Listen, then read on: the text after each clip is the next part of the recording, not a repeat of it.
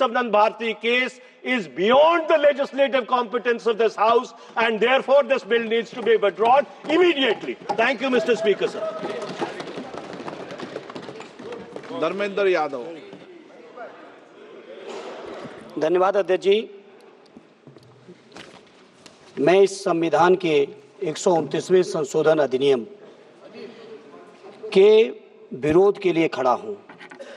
अध्यक्ष जी, मैं समझ नहीं पा रहा हूं, अभी 2 दिन पहले संविधान को बचाने की, संविधान की गौरवशाली परंपराएं की कस्में खाने में कोई कमी नहीं रखी। 2 ही दिन के अंदर संविधान की जो हमारी मूल भावना है, 2 ही दिन के अंदर संविधान का जो हमारा बेसिक स्ट्रक्चर है, 2 ही दिन के अंदर संविधान का जो हमारा संघीय ढांचा है, उसको खत्म करने के लिए संविधान संशोधन बिल लाए हैं। मैं मनीष तिवारी जी से सहमत हूं और अपनी पार्टी और अपने नेता आदरणीय अखिलेश यादव जी की ओर से कहना चाहता हूं, ये बिल पूरे देश के जो अलग अलग भेष, भाषाएं, संस्कृति, क्षेत्र की जो मान्यताएं हैं, जो हमारे संविधान निर्माताओं ने बहुत सोच विचार के मंथन अध्ययन करके ये संघीय ढांचा तैयार किया था, राज्यों का गठन भी किया था, संस्कृति के हिसाब से, क्षेत्र के हिसाब से, भाषा के हिसाब से, परिस्थितियों और समय के हिसाब से। मैं नहीं समझता अध्यक्ष जी, मुझे कहने में कोई संकोच नहीं, उस समय के हमारे संविधान निर्माताओं से विद्वान, बाबा साहब भीमराव अंबेडकर से ज्यादा विद्वान इस सदन में अभी कोई नहीं बैठा, मुझे कहने में संकोच नहीं है। और ये संविधान की मूल भावना को खत्म करके कैसे तानाशाही के रास्ते निकाले जाएं, इसके अलावा कोई काम ही नहीं बचा है। आखिर ये मनीष तिवारी जी ने कहा, कहीं एक विधानसभा के चुनाव अगर कोई अविश्वास आता है, अगर बहुमत नहीं मिलता है, तो क्या पूरे देश का चुनाव कराओगे? पूरे देश का चुनाव कराओगे? और ये लोग एक देश, एक संविधान, एक चुनाव की बात करते हैं, जो लोग 8 विधानसभाएं भी एक साथ नहीं करा पाते हो, मौसम देख के तारीखें बदलते हो, वो लोग बात करते हैं एक देश एक चुनाव की। इसलिए अध्यक्ष जी, मैं अपनी पार्टी की ओर से, अपने नेता आदरणीय अखिलेश यादव जी की ओर से इस बिल का पुरजोर विरोध करता हूं और आपके माध्यम से देश के जनमानस से कहना चाहता हूं, ये भारतीय जनता पार्टी के लोग तानाशाही लाने के नित नए रास्ते लाते हैं। जो 8 विधानसभाओं का चुनाव एक साथ नहीं करा पाए, 4 राज्यों के चुनाव एक साथ नहीं करा पाए, वो पूरे देश की लोकसभा और सारे प्रांतों की विधानसभाएं एक साथ कराने की बात करते हैं। मैं पूछना चाहता हूं सरकार से, अगर एक प्रांत के अंदर सरकार गिरती है तो क्या पूरे देश की लोकसभा के चुनाव कराओगे? क्या अगर लोकसभा के चुनाव के चक्कर में उस प्रांत के लोग क्यों सफर करेंगे? अरे चर्चा कर लेना, अरे कुछ नहीं बचा है, कुछ नहीं बचा है आपके पास। अध्यक्ष जी, सदन को थोड़ा सा सिस्टम में लाएं।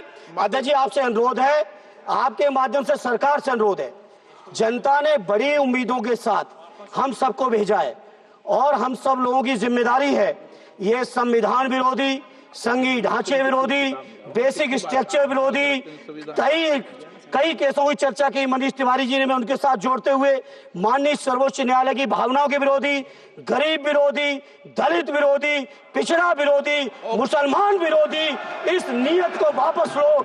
ये अध्यक्ष जी, आपके माध्यम से मेरी आपसे प्रार्थना है। बहुत बहुत धन्यवाद। एक मिनट प्लीज। माननीय सदस्यगण, हम संसद के अंदर हर विषय की अलग अलग प्रक्रिया होती है। जब राष्ट्रपति भाषण होता है, जब बोलने की प्रक्रिया अलग होती है, संविधान पर उसकी 75 वर्ष की चर्चा पर जब विषय अलग होता है। आप जिस बिल का विधेयक पर विरोध कर रहे हैं, वो नियम 72 के तहत विरोध कर रहे हैं। तो मेरा आप सबसे आग्रह है कि हम संसद की मर्यादा, परंपरा, उसकी चर्चा को उच्च कोटि की बनाए, तो नियमों के तहत 72 में के परिप्रेक्ष्य में आप 1 मिनट प्लीज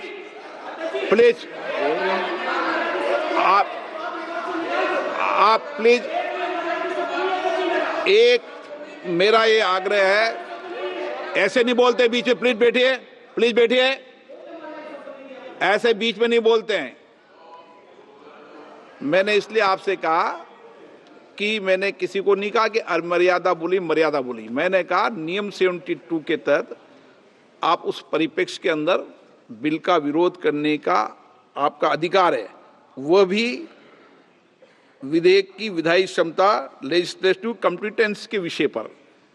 लेकिन विषय गंभीर है, इसलिए मैं सभी माननीय सदस्यों आगे बोल रहा हूं, उस परिप्रेक्ष्य के अंदर वो अपनी बात को कहें, संविधान की मर्यादाओं के अनुरूप अपनी बात कहें।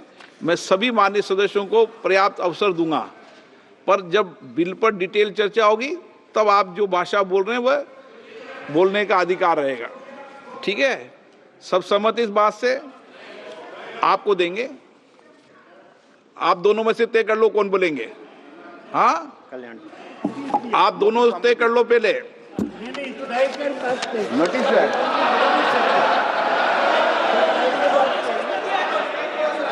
चलो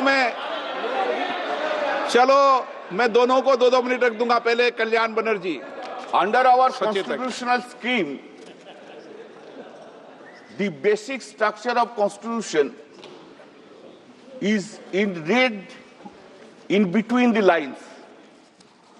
This proposed bill hits the basic structure of the constitution itself. And if any bill, any act which hits the basic structure of the constitution, that is ultra-virus. And it is ultra-virus. Sir, proposed Article 83, sub-Article 5 is just